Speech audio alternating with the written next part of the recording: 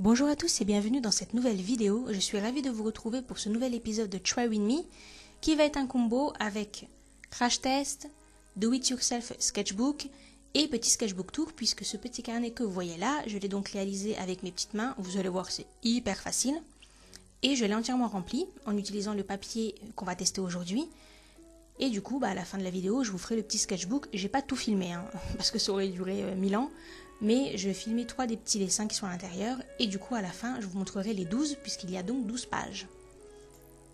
J'ai décidé de vous faire le petit do it yourself après avoir discuté avec Pauline. Coucou Pauline, si tu passes par là. Qui m'a demandé si j'avais déjà fait une vidéo où je faisais moi-même mon propre sketchbook. Donc pourquoi pas vous montrer. Vous allez voir, c'est très simple. Tout le monde peut le faire avec le matériel qui est à la maison. Choisissez une surface où vous allez pouvoir couper sans abîmer votre surface. Donc moi j'ai une petite table de découpe. Vous choisissez le papier qui vous intéresse. Donc nous aujourd'hui on va tester le render. Je vais revenir plus en détail dessus après avoir réalisé le sketchbook. Là j'ai choisi un joli papier pour la couverture. Donc moi c'est un Paper Poetry. J'aime énormément cette marque. Ils font des papiers sublimes avec des fluos, des folds de toutes les couleurs, holographiques et tout. Une règle en métal et un cutter. Si vous n'avez pas ça, évidemment vous pouvez utiliser des ciseaux. C'est juste moins pratique. Après, un plioir. Alors le plioir, ça sert à plier correctement vos feuilles sans abîmer les fibres. Donc vous pouvez prendre n'importe quel objet qui soit avec une surface lisse et une arête qui n'est pas trop pointue, pas trop aiguisée. Et enfin, 2 petites agrafes. Alors les miennes, elles sont roses parce que j'ai la classe, mais évidemment, n'importe quelle agrafe, ça fait l'affaire. Là, j'avais déjà fait mes croquis, donc j'ai pris mes croquis. Ensuite, j'ai choisi ce magnifique papier qui est des pois fluo et fold holographique. Notre première étape consiste à plier les feuilles une à une. C'est là qu'intervient l'outil pour pouvoir bien aplanir la partie où vous voyez avoir la reliure. Et vous faites très attention à bien plier bord à bord. C'est la partie là où vous faites le plus vigilant, parce que si vos feuilles dépassent, après vous allez devoir rogner et ça va demander plus de travail. Donc une fois que c'est fait, vous assemblez vos feuilles dans l'ordre qui vous intéresse. Hop, vous vérifiez que ça va à peu près et vous redépliez, toujours en faisant très attention à ce que vos feuilles soient bien bord à bord. Et là, on va pouvoir mettre les repères. Alors bon, moi c'est parce que j'aime bien que tout soit bien à la bonne distance et tout, mais évidemment vous faites comme vous voulez. Là je prends juste l'écartement entre les 2 branches des agrafes, et puis vous prenez n'importe quoi qui peut faire des trous, une aiguille, la mine d'un compas, que sais-je, pour faire les trous sur vos feuilles. Alors évidemment, plus il y a de feuilles, et plus il faut être vigilant, et faire vraiment attention à bien percer à la même distance. Bon, au pire c'est pas très grave, vous allez pouvoir rogner. Là, vous mettez vos agrafes. Alors moi, j'ai décidé de le faire feuille par feuille, mais vous faites comme vous voulez, comme c'est plus pratique ou plus rapide pour vous. Et une fois que vous avez mis toutes vos feuilles, vous n'avez plus qu'à replier les agrafes. Donc moi, j'ai utilisé pareil mon plioir, mais vous pouvez utiliser ce que vous voulez, une règle, vos doigts, si vous n'avez pas peur de vous faire mal. Ensuite, vous allez voir, donc j'ai pris ma règle pour pouvoir rogner un petit peu. Alors, ça dépassait à peine, mais bon, c'était histoire de faire les choses vraiment proprement. Plus vous allez mettre de feuilles, et plus vous allez devoir rogner, puisque plus il va y avoir de recul au niveau de la reliure, et donc vous allez avoir les feuilles qui dépassent. Là, vous voyez, le carnet est fini. Et juste, moi, j'ai rajouté, avec un outil que j'ai, mais qui est bien évidemment totalement facultatif, j'ai fait les coins ronds, comme vous pouvez le constater là, parce que c'est mon obsession. J'aime bien les coins ronds. Et j'ai rajouté un petit sticker sur la couverture, vous l'avez vu au début de la vidéo. Et je vais vous mettre le nom de la personne dans la boîte de description du sticker, comme ça vous pourrez aller regarder, elle a un compte et j'aime vraiment beaucoup ce qu'elle fait. Avant d'aller plus avant sur le papier en lui-même, je vais quand même continuer un petit peu sur le sketchbook. Ma première vidéo que j'ai vue et qui m'a donné envie d'en faire, c'est une vidéo de Vero no Yume. Vous la connaissez peut-être, elle a un style vraiment très joli et très original. Et elle fait beaucoup de vidéos comme ça, un petit peu poétique, un petit peu jolie. Et elle, sa vidéo où elle fait elle-même son sketchbook, c'est ce qu'elle appelle un one week sketchbook. Donc c'est un sketchbook qu'elle est censée remplir en une semaine. Et du coup, elle les fait toujours assez fins, avec pas beaucoup de feuilles à l'intérieur. En gros, ce qu'elle est capable de remplir en une semaine. Alors après, vous faites dans un sens ou dans l'autre. Soit vous mettez un nombre de feuilles et vous vous mettez comme défi de le finir en un temps limite. soit vous savez que vous n'allez pas pouvoir faire plus que ça et donc vous choisissez vos feuilles en fonction de ce que vous êtes capable de réaliser dans le temps voulu. Mais alors évidemment, elle, c'était son projet pour cette vidéo, mais vous pouvez faire ce que vous voulez. Le truc, mon conseil, c'est de ne pas faire un sketchbook trop épais, parce que de toute façon, si vous voulez pouvoir faire cette reliure assez simple avec des agrafes, vous êtes obligé de vous limiter au nombre de feuilles ou en épaisseur de papier. Sinon, il faut passer à de la reliure cousue et collée, et alors là, on est sur un autre niveau, hein. Ça demande beaucoup plus de matériel, et ça demande un petit peu plus d'organisation, parce qu'il vous faut une surface pour pouvoir faire après pression sur les feuilles, il faut laisser sécher, il faut les fils, il faut une surface plate. Bon bref, vous voyez, c'est un petit peu plus complexe. L'avantage de ces petits sketchbooks, c'est que vous en changez tout le temps en fait. Vous les faites, vous les finissez rapidement, hop, vous pouvez passer à un autre. À chaque fois, vous pouvez changer au gré de vos humeurs la couverture et bien sûr le papier qui est à l'intérieur. Et c'est là que ça devient vraiment fun, puisque objectivement, vu que c'est vous qui faites votre carnet, vous pouvez bien faire ce que vous voulez.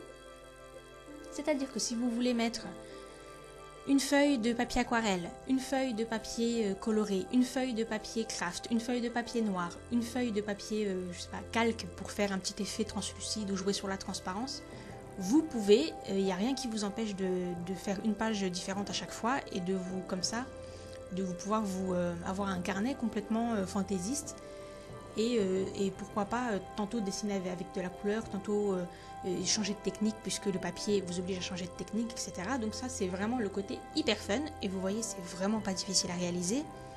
Donc n'hésitez pas. D'ailleurs, je disais, vous pouviez changer la couverture et le type de papier, mais vous pouvez aussi jouer sur la taille de vos feuilles. Alors bien sûr, vous pouvez choisir la taille globale de votre carnet. Là, j'ai choisi une feuille A4 que j'ai pliée en deux, donc ça donne un A5. J'aurais pu prendre du A3 et le plier en deux, ça aurait donné du A4, ou j'aurais pu prendre du A5 et le plier en deux, ça aurait donné du A6.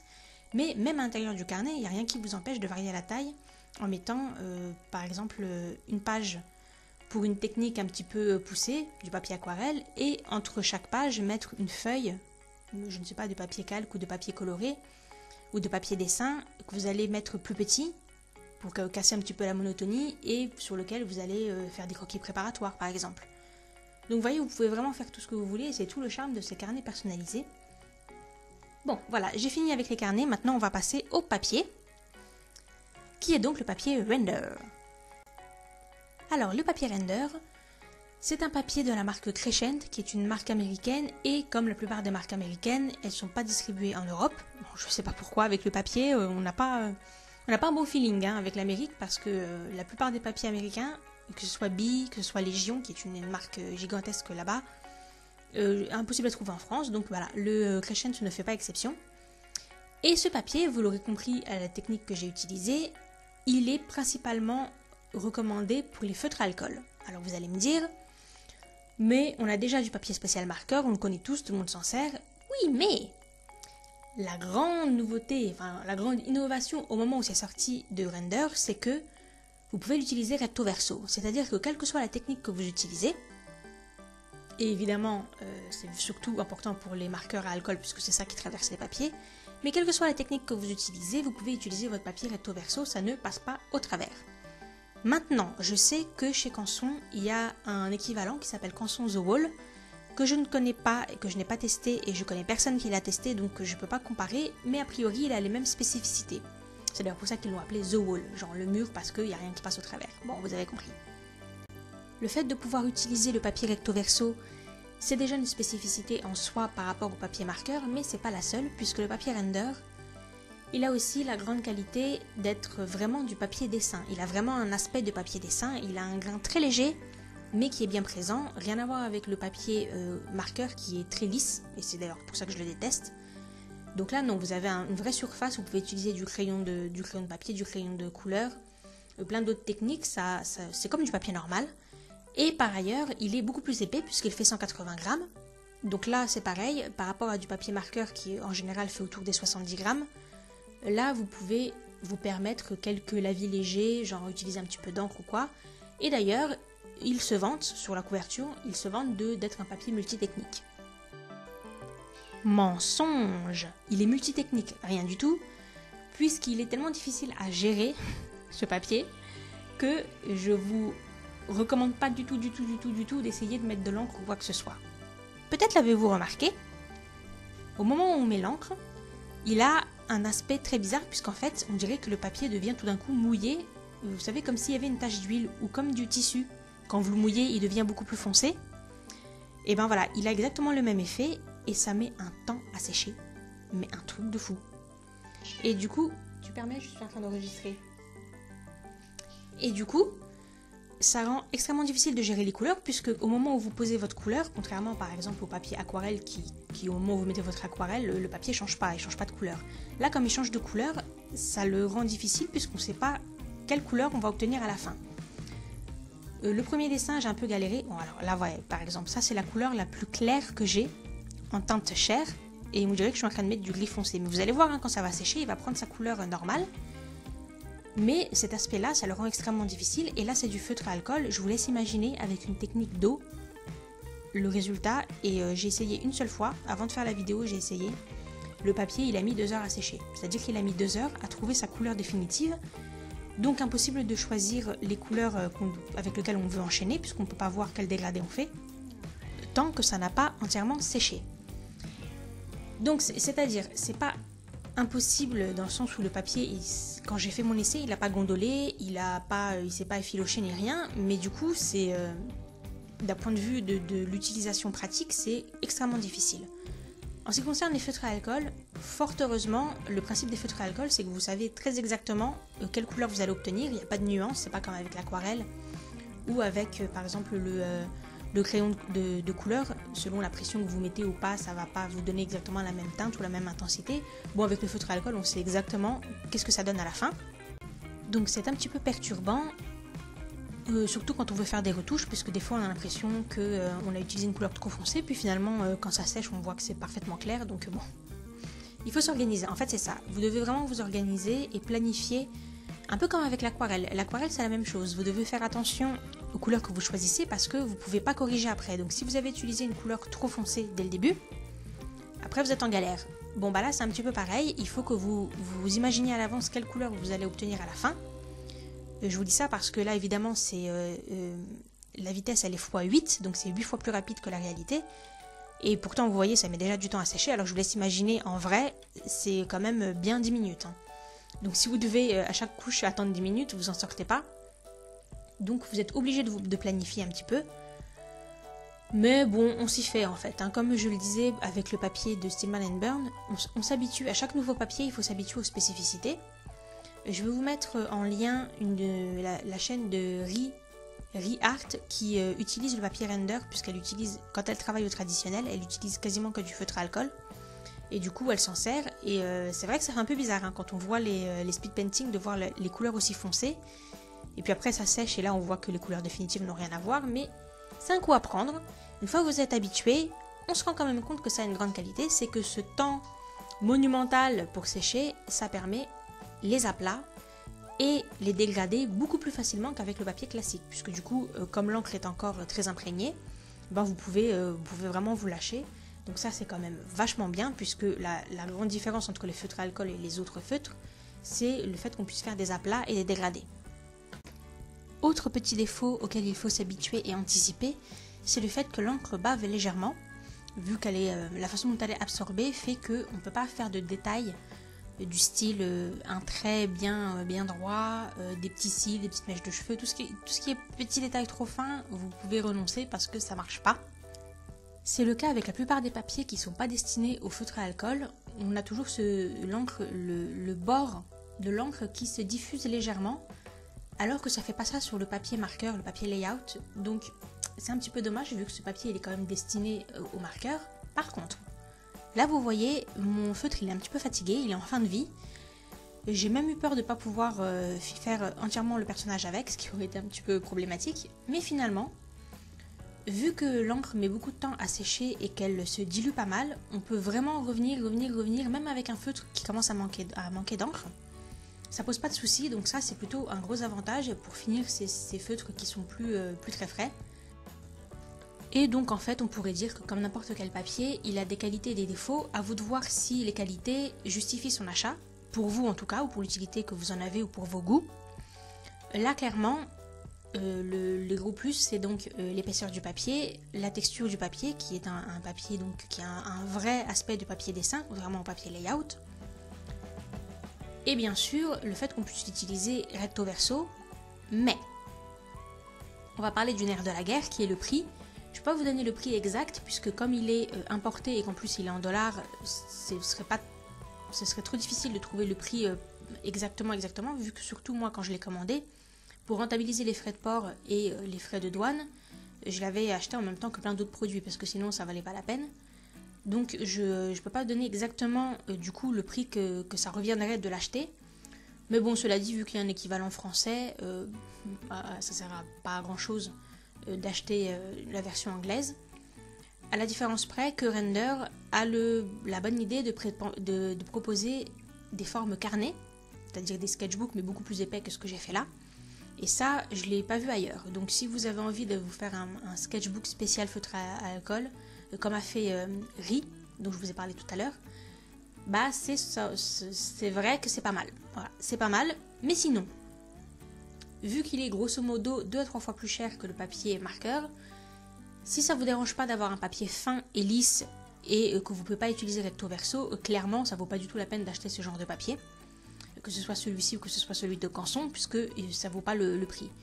Par contre, si vous avez envie de vous faire des carnets, là c'est quand même mieux, tout l'intérêt est là-dedans, et dans le fait de pouvoir l'utiliser recto verso, et le fait qu'il soit plus épais et que donc il permette un peu plus de multitechnique que le papier classique, le papier layout classique. Clairement, moi je l'avais acheté pour ça.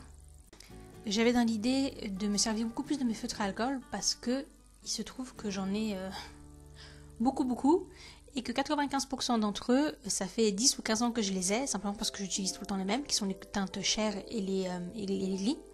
Et les autres, je m'en sers pas parce que c'est pas du tout une technique que j'utilise pour la colorisation. Donc ce petit sketchbook là, ça a été un challenge. Enfin bref, donc j'avais acheté le papier pour ça, pour me faire mes propres petits carnets. Bon, entre temps, j'ai 15 000 projets, là je suis encore sur autre chose. Je suis en train de vous préparer des vidéos, donc bon bref. Maintenant vous me connaissez, mais toujours est-il que c'était mon idée de départ, donc je suis contente d'avoir fait cette vidéo pour commencer à m'en servir un petit peu. Les feutres, je sais, ça coûte très cher, notamment, je sais pas si vous avez vu, mais j'ai utilisé des Copic Sketch qui coûtent 8 € le feutre en France, mais bon, évidemment, ils n'étaient pas à ce prix-là, hein, il y a 15 ans. Et en plus, il faut bien se rendre compte que les prix, c'est les prix français, puisque au Japon, ils sont 3 fois moins chers. Pour info, hein, je suis allée regarder sur le Amazon japonais, la boîte de 36 Copic Xiao, hein, on parle pas des Sketch, on parle des Xiao qui sont les moins chers. En France, elle coûte 230 € pour 36 feutres. Au Japon, elle coûte 80 €. Donc la différence, ça fait peur. Et n'hésitez pas hein, à aller acheter sur les Amazon des autres pays. Juste, vous allez avoir des taxes à payer au moment de votre commande. Mais bon, les taxes, je sais que pour les États-Unis, par exemple, c'est 15 €. Sur un produit qui coûte 3 fois plus cher, vous êtes gagnant quoi qu'il en soit, donc n'hésitez pas. Au pire, vous pouvez simplement mettre les produits de côté et passer une commande. C'est ce que j'avais fait avec le Render, j'avais passé une commande avec plein de produits, ce qui fait que ça m'a rentabilisé les frais de port. Enfin, les frais de port. Les frais de port sont pas payants avec Amazon, mais c'est les frais de douane et les taxes. Donc voilà. Petite astuce, n'hésitez pas à aller regarder si vous êtes vraiment accro au Copic. Sachez qu'il y a des alternatives, il faut juste fouiller un petit peu. C'est comme avec AliExpress.